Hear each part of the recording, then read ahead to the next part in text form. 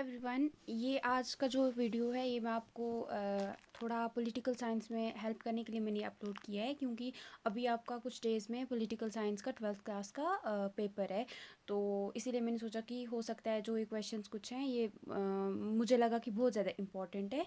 तो आपने अगर ये करे हैं तो फिर तो बहुत अच्छी बात है। अगर नहीं करे हैं तो प्लीज़ मैं आपको ये सजेस्ट करूँगी कि आप इन जो क्वेश्चंस मैं आपको बताने वाली हूँ अभी, आप इनको एक बार नज़र दे दें और अपने जो कॉन्सेप्ट्स वगैरह हैं वो क्लियर कर लें, क्योंकि अभी जो आपका सीबीएसई पैटर्न हो चुका है, ठीक है। तो आपको बुक्स बहुत अच्छे से पढ़नी थी, और अगर आप वो नहीं पढ़ते तो आपके लिए मुश्किल हो जाता। अगर आप क्वेश्चंस वगैरह ही करते तो मुश्किल हो जाता। तो इसीलिए जो आपको मैंने क्वेश्चंस अभी जो आपके लिए मैंने इंपॉर्टेंट क्वेश्चंस ढूंढे हैं ये बुक के अंदर से हैं, ठीक है। जो वहाँ पे टॉपिक्स हैं, टॉपिक्स के अंदर से मैंने क्वेश्चंस निकाले हैं।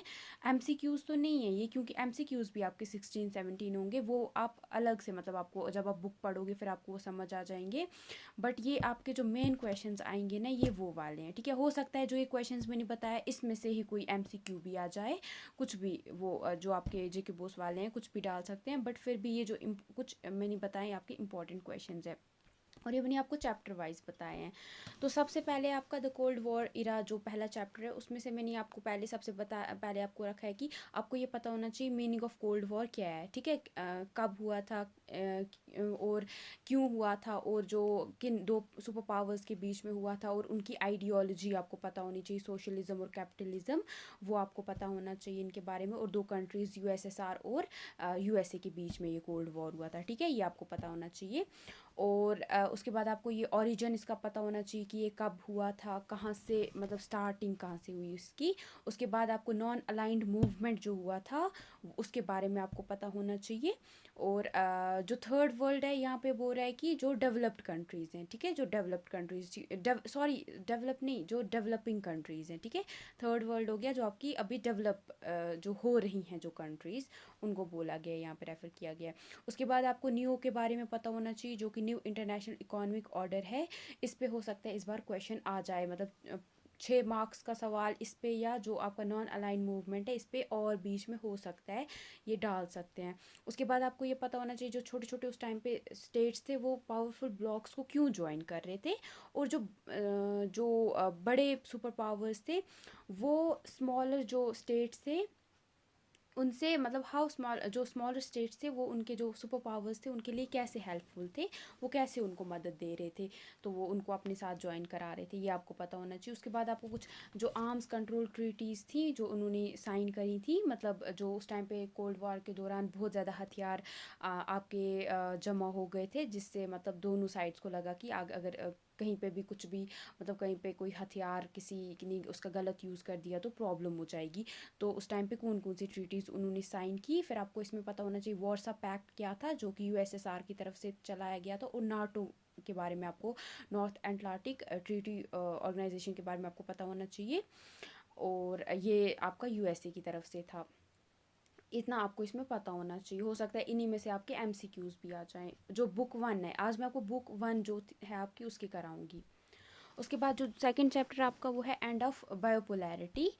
तो इसमें आपको सबसे पहले सोवियत सिस्टम कैसा था, सोवियत जो यूएसएसआर था ना, सोवियत यूनियन, उसका जो सिस्टम था कैसे वो चल रहा था, कैसा डेवलप था नहीं था, वो आपको पता होना चाहिए। उसके बाद आपको ये बताना है कि जब सेकेंड वर्ल्ड वॉर ख़त्म हो जाता है उसके बाद ही मतलब जो सोवियत यूनियन है वो कैसे मतलब बहुत बड़ी पावर बन गया। और उसके बाद आपको बताना है कि जो यूएसएसआर है वो क्यों टूट गया, उसकी अलग अलग क्यों वो हो गया, मतलब उसके डिसइंटीग्रेशन इंटीग्रेशन क्यों हो गया उसका। उसके बाद आपको बताना है जब वो अलग अलग हो गया, मतलब उसके टुकड़े टुकड़े हो गए, मतलब अलग अलग कंट्रीज़ में वो डिस्ट्रीब्यूट हो गया, तो उसके क्या मतलब असर पड़े, फिर वर्ल्ड में क्या असर पड़ा उसका, या यूएसएसआर पे क्या असर पड़ा। फिर आपको बताना है शॉक थेरेपी क्या होता है, और यहाँ पे शॉक हो गया, सॉरी ये शॉक है यहाँ पे, ठीक है। और इफ़ेक्ट ऑफ, मतलब शॉक थेरेपी का क्या इफ़ेक्ट पड़ा था। और उसके बाद में आपको जो आपका तीसरा और चौथा चैप्टर है वो मैं आपको बाकी वीडियोस में करा दूँगी। उसके बाद आपका है कंटेम्प्रेरी साउथ एशिया। यहाँ पे आपको पता होना चाहिए इस चैप्टर में साउथ एशिया क्या है, कितने कंट्रीज़ इसके अंदर आती हैं, और आपको बताना है एथनिक जो कॉन्फ्लिक्ट चल रहा था श्रीलंका में वो बताना है आपको, और इंडिया पाकिस्तान के कॉन्फ्लिक्ट्स के बारे में और इनकी क्या रिलेशन है आपस में, वो आपको पता होना चाहिए। और फिर आपको सार्क, जो कि south Asian association of regional corporation है, उसके बारे में आपको पता होना चाहिए, कब स्टार्ट हुआ था, कौन कौन सी कंट्रीज़ इसकी मेंबर्स हैं, और अभी का इसका क्या सीन है। अगर आपको अभी का पता होगा ना, थोड़ा इसके बारे में गूगल कर लेना, क्योंकि फिर एग्जामिनर को बहुत अच्छा लगता है जब आप जो अभी का चल रहा होता है, कंटेम्प्रेरी चल रहा होता है, उसको अच्छा लगता है, उसके वो मार्क्स फिर एक्स्ट्रा देता है। फिर आपको इंटरनेशनल ऑर्गेनाइजेशन में आपको पता होना चाहिए कि यूनाइटेड नेशंस के ऑब्जेक्टिव्स क्या हैं, ये है क्या, और अगर कुछ अभी इसमें कुछ प्रॉब्लम्स हैं उनको हम कैसे ठीक कर सकते हैं, कुछ रिफॉर्म्स आपको बताने हैं, और इसकी जो पार्ट्स हैं या इसका स्ट्रक्चर, जो इसकी एजेंसीज़ हैं ना यूएन की अलग अलग, वो क्या क्या हैं। फिर आपको पता होना, एक आपको बताना है कि जो अगर आपको यूएन का परमानेंट मेंबरशिप चाहिए किसी कंट्री को, तो उस कंट्री के अंदर क्या क्या चीज़ें होनी चाहिए, तब भी वो एक परमानेंट मेंबर बन सकते हैं। जैसे अभी 5 परमानेंट मेंबर्स हैं ना, वो भी आपको पता होना चाहिए कौन कौन से परमानेंट मेंबर्स हैं, ये भी एक सवाल है। तो अगर आपको भी बनना है तो आपकी कंट्री में क्या क्या होना चाहिए, एक कंट्री को परमानेंट मेंबर अगर मेंबरशिप चाहिए यूएन की, तो उसके पास क्या क्या होना चाहिए, और आपको पता होना चाहिए वीटो पावर क्या है और ये किन कंट्रीज़ के पास है। फिर आपका है security in the contemporary world में, आपको बताना है सिक्योरिटी क्या होती है, और इंडिया की जो सिक्योरिटी स्ट्रैटेजीज़ हैं वो क्या क्या हैं। आपको पता होना चाहिए डिसआर्ममेंट क्या होता है, और आपको पता होना चाहिए आर्म्स कंट्रोल क्या है, कॉन्फिडेंस बिल्डिंग क्या होता है। ये शायद 1 मार्क का आपका क्वेश्चन आ सकता है इस पे। और आपको सॉल्ट, स्टार्ट, एनपीटी, ये कुछ ये हैं आपके आर्म्स कंट्रोल ट्रीटीज़, ये आपको पता होनी चाहिए। इनका फुल फॉर्म आपको याद रखना है, और ये कब स्टार्ट हुई थी और क्यों, क्या है इनका मतलब काम क्या था, वो आपको पता करना है। उसके बाद आपको बताना है ट्रेडिशनल सिक्योरिटी एंड कॉर्पोरेशन क्या है और ये क्यों ज़रूरी है, ये करना है। और जो लास्ट चैप्टर है इस बुक का, आपका जो 2 बुक्स है ना आपकी पॉलिटिकल साइंस में, तो ये जो ये वर्ल्ड वाली है, ठीक है, इसमें वर्ल्ड के बारे में ओवरऑल बताया, और जो सेकंड पार्ट है उसमें इंडिया की बात की है, तो ये वर्ल्ड वाली की है। तो अब लास्ट चैप्टर आपका लास्ट नहीं है ये, मतलब लास्ट से पहले, लास्ट तो ग्लोबलाइजेशन है, तो इसमें एनवायरनमेंट एंड नेचुरल रिसोर्सेज में बोला गया है, आपको पता होना चाहिए कि कंसर्न्स क्या है, एनवायरमेंटल कंसर्न्स अभी दुनिया में क्या चल रहे हैं, और कॉमन बट डिफरेंशिएटेड रिस्पॉन्सिबिलिटीज़ क्या होती हैं, ये क्या है, और इंडिया का क्या मतलब सीन है, मतलब इंडिया का क्या स्टैंड है एनवायरमेंटल इश्यूज़ को लेके। और अभी जो ग्लासगो में आपकी कॉप 26 हुई है ना, उसके कुछ आपको थोड़ा बहुत आप उसके बारे में जान लेना, हो सकता है उससे आपको मत क्वेश्चंस पूछ लें, क्योंकि सीबीएसई पैटर्न है, दे कैन आस्क एनीथिंग, तो मतलब रिलेटेड टू करंट अफेयर्स ना, या करंट सिचुएशन, तो आपको वो पता होना चाहिए।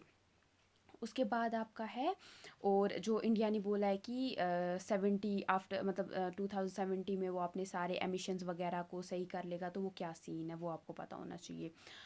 उसके बाद है एनवायरमेंटल मूवमेंट्स क्या क्या हुए थे, वो आपको पता होना चाहिए, और इंडिजीनियस पीपल जो होते हैं और उनके क्या राइट्स हैं, वो आपको पता होना चाहिए।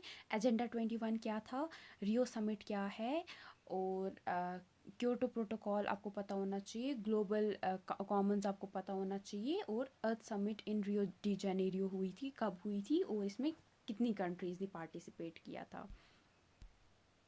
उसके बाद लास्ट चैप्टर आपका ग्लोबलाइजेशन है, इसमें से आपको ये पता होना चाहिए कि ग्लोबलाइजेशन होता क्या है, इसके क्या कॉजेज़ होते हैं, और कॉन्सिक्वेंसेस क्या है, मतलब जब ग्लोबलाइजेशन हो जाता है क्यों होता है, और फिर उसके बाद क्या सीन होता है, ठीक है, कॉन्सिक्वेंसेस मतलब क्या फ़र्क पड़ता है ग्लोबलाइजेशन के होने से।